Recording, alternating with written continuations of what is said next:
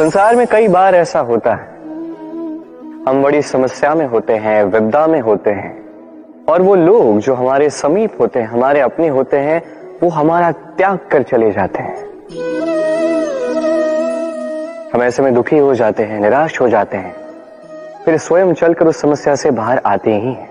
अब परिस्थिति चाहे जो भी हो, वो लोग जिन्होंने ऐसे समय पे आपका त्याग किया, उनसे क्रोधित होना, उनसे रुष्ट होना, ये अनुचित है। मैं तो कहता हूं कृतज्ञ रहिए, मैं तो कहता हूं उन्हें धन्यवाद कहिए कि उन्होंने ऐसे समय पे आपका साथ छोड़ा जब आपको उनकी सबसे अधिक आवश्यकता थी। क्योंकि या तो उनको विश्वास था कि आप स्वयं इस विपदा से बाहर चलकर आएंगे, या तो उनके त्याग के कारण आपने स्वयं का प्रोत्साहन बढ़ाया, स्वयं की शक्ति बढ़ाई और स्वयं उस आग से चलकर बाहर आए। अपने बुरे समय को आपने अपना अच्छा समय बनाया। अंत में आप और शक्तिशाली हो जाते हैं और श्रेष्ठ हो जाते हैं, और यही तो आपकी विजय है, जिसका कारण है उनका साथ छोड़ना। तो उन्हें धन्यवाद कहिए और मेरे साथ प्रेम से कहिए, राधे राधे।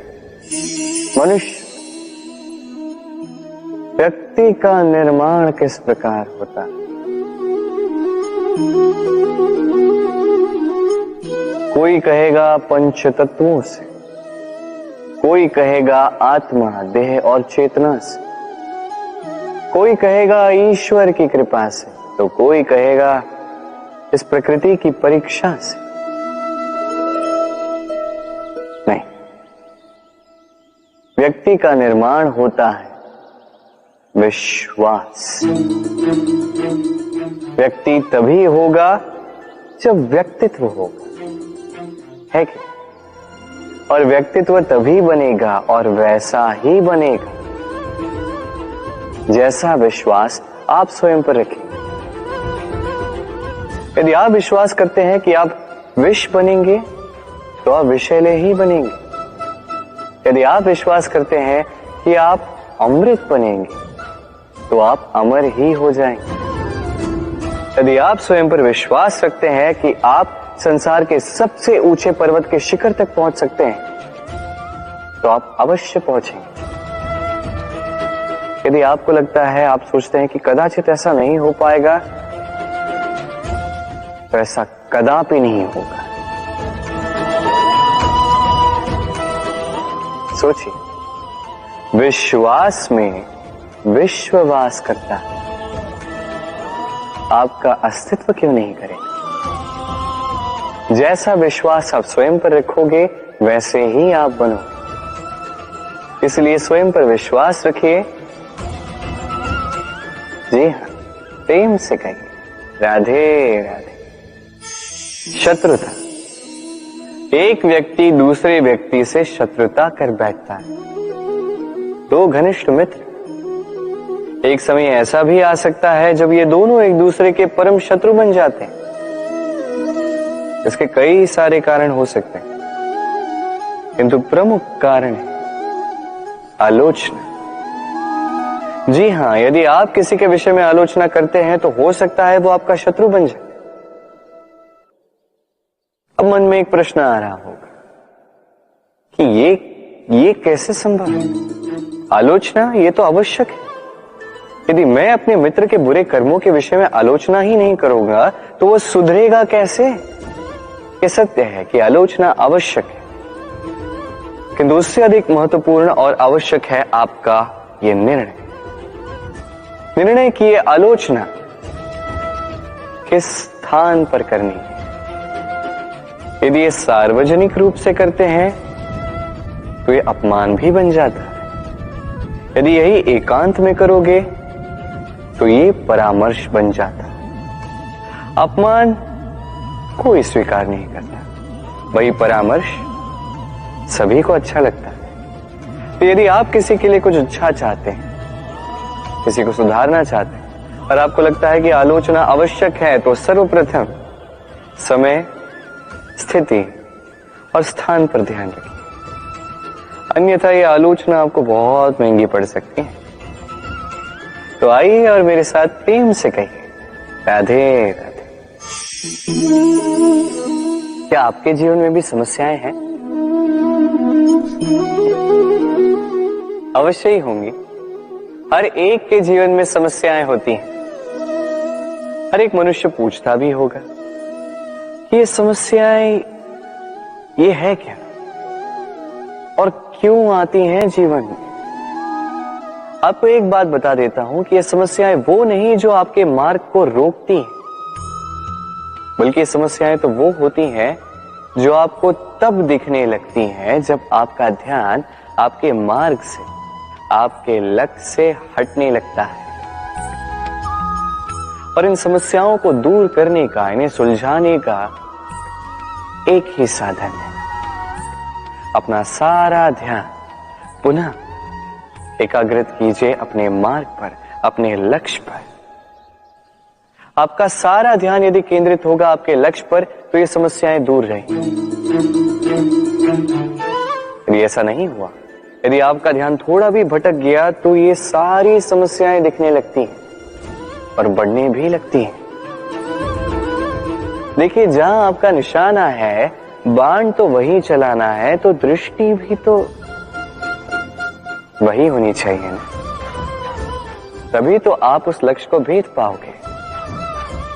इसलिए स्मरण रखिएगा, सदैव ध्यान रखिए अपने मार्ग, उसी पर आगे बढ़ते जाइए अपने लक्ष्य की ओर।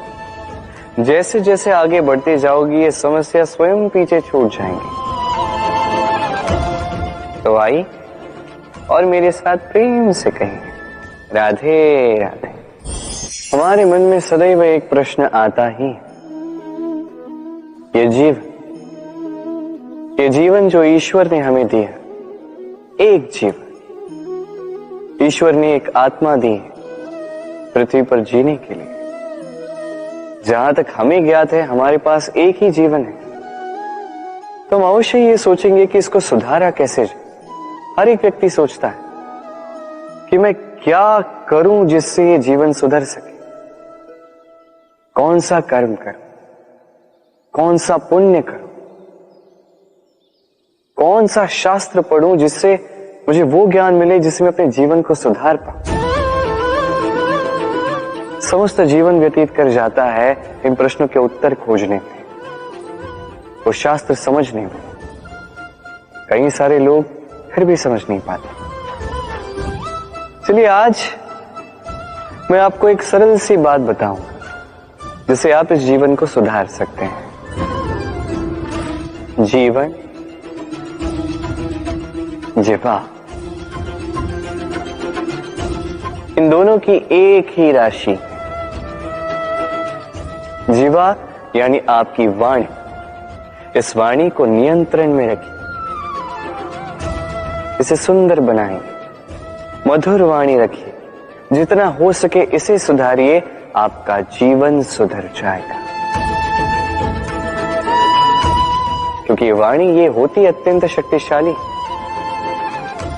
ये एक ऐसा बंधन है जो सामने वाले व्यक्ति को आपके व्यक्तित्व के साथ बांध देता है। तो इस वाणी को सुधारिए, इसे सुंदर बनाइए, आपका जीवन अपने आप ही सुंदर हो जाएगा।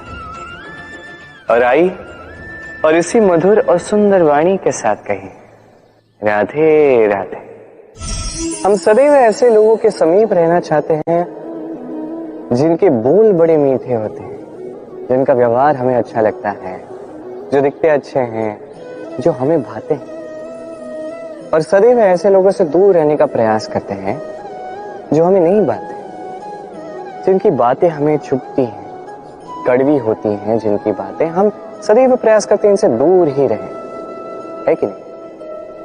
किंतु यदि वास्तविकता देखें तो कड़वाहट ही है जो जीवन में मरहम का काम करती है। औषधि कड़वी ही होती, किंतु क्या करती? हमें ठीक कर देती। उसी प्रकार प्रेम का ये पत्ता, ये भले ही कड़वा लगे, खट्टा लगे, इसका फल ये सदैव आपके स्वास्थ्य का लाभ ही करता है। इसलिए यदि कोई आपकी बुराई करे, आपको कड़वे बोल दे, आपके विषय में आलोचना करे, तो आवश्यक नहीं कि वो आपका शत्रु ही, हो सकता है आपका मित्र हो जो केवल आपका भला चाहता है, आपको सुधारना चाहता है, आप में परिवर्तन लाना चाहता है। इसलिए कभी भी किसी के प्रभाव में आकर प्राथमिक रूप से किसी को देखकर यह निर्णय ना ले कि वो आपका शत्रु है या आपका मित्र। ऐसे भी शत्रु होते हैं जो गुड़ की भांति मीठी मीठी बातें करके आपको विष पिला जाते हैं, और ऐसे भी मित्र होते हैं जो नीम की भांति कड़वे होते हैं पर आपको अमृत दे जाते हैं। तो एक अंतर करना सीखना है, कौन उचित मित्र है, कौन उचित शत्रु है। ये अंतर जब आप सीख जाएंगे तब आप इस संसार के सबसे सुखी प्राणी बन जाएंगे। ये अंतर सरल नहीं किंतु आवश्यक अवश्य है।